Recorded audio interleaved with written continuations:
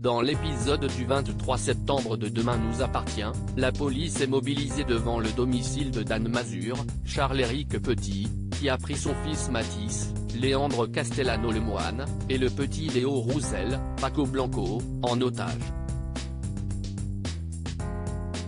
Le père de famille ne répond désormais plus au téléphone et, désemparés, Sarah, Camille Genot, et Karim, Sami Garbi, se tournent vers Audrey, Charlotte Gaccio, pour essayer de débloquer la situation.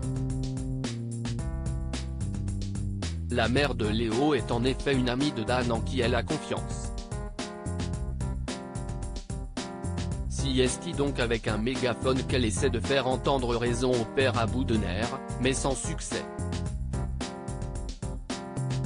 Face à tout ce remue-ménage, les enfants s'inquiètent et proposent de dire à la police que Dan ne leur a rien fait, mais ce dernier craque et crie par la fenêtre qu'il va se foutre en l'air.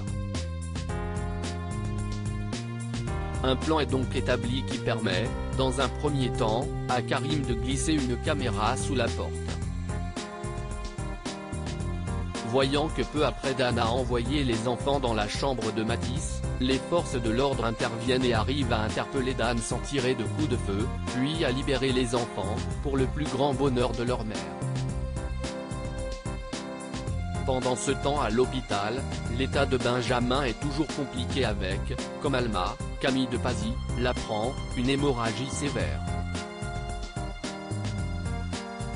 Malgré les soins de tous ses collègues, le docteur Ventura, Alexandre Varga, est loin d'être sauvé. De son côté, Sylvain, Arnaud Henriet, retrouve Alexandre Brasseur, au Spoon pour lui parler d'une mystérieuse dépense qui le rend particulièrement heureux. Quand Charlie, Clémence Lassala, interrompt leur conversation, elle voit que Sylvain est nerveux et qu'il cache quelque chose. Nathan se remet difficilement de sa rupture peu après. Sylvain retrouve Christelle, Ariane Séguillon, à l'hôpital pour déjeuner et cette dernière remarque vite que son mari a fait du shopping, contrairement à ses habitudes, et qu'il est particulièrement souriant. Quand Marianne, Luce Mouchel, lui parle ensuite d'une collègue trompée par son mari qui présentait les mêmes changements que Sylvain, Christelle s'inquiète.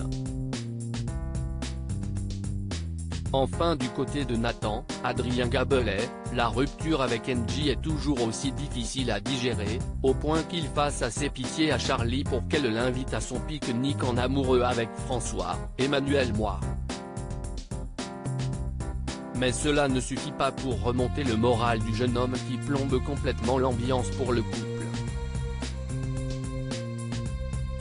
Si est finalement Adam, Alain Lebar, qui arrive à le sortir de son seum en lui proposant de lui faire découvrir les bars sympas de la ville.